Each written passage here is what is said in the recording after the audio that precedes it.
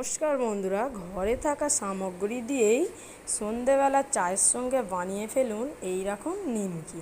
তো প্রথমে আমি 1 বাটি ময়দা আর আধা বাটি সুজি নিয়ে তাতে কিছুটা লবণ, কালো জিরে আর ঘি দিয়ে ময়ান দিয়ে ভালোভাবে মিশিয়ে আমি এটাকে একটা ডো বানিয়ে নিচ্ছি।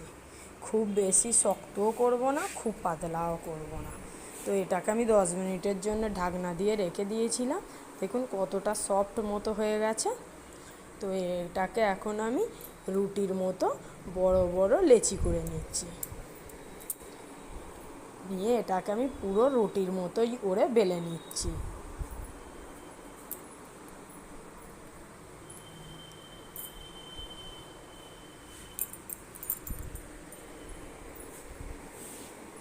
দেখুন এটাকে আমি পুরো রুটির মতো বেলে নিয়েছি। তো চারিদিকটা যেগুলো বেসমান হয়ে আছে ওগুলোকে আমি কেটে ফেলে দিয়ে সমান করে নিয়েছি। নিয়ে আমি এইভাবে একটা শেপ বানিয়ে নিচ্ছি। আপনারা যে কোনো শেপ দিয়ে বানাতে পারেন।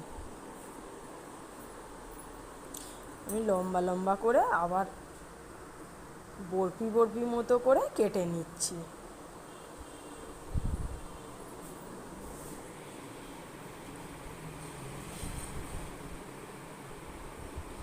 তো আমি এইভাবে সবগুলোকেই বানিয়ে নিচ্ছি। এখন তেলটা আমি গরম করে একদম গ্যাসের ফ্লেমটা আস্তে দিয়ে এগুলোকে ভাজবো, না হলে গ্যাসের ফ্লেমটা জোর থাকলে এর ভেতরটা কাঁচা থেকে থাকবে। তো দেখুন আমি এটা যতক্ষণ না কালারটা চেঞ্জ হয়ে যায় আমি ততক্ষণ ভাজবো। একদম মুচমুচে তৈরি হয়েছে।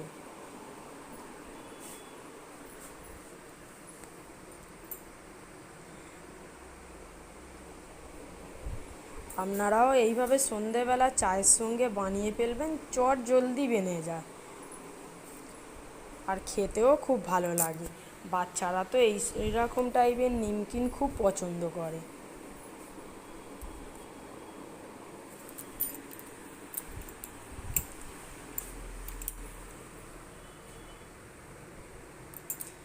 ঘি দিয়ে ময়ান দিলে কি হয়, খাস্তা মতো পুরো হয়। তো পুরো মুচমুচে থাকে। এটাকে আপনারা স্টোর করেও রেখে দিতে পারেন। দেখুন আমি এইভাবেই সবগুলোকে বানিয়ে নিয়েছি। আপনারা একবার হলে বানিয়ে দেখবেন। আমার চ্যানেলটাকে লাইক করবেন, শেয়ার করবেন।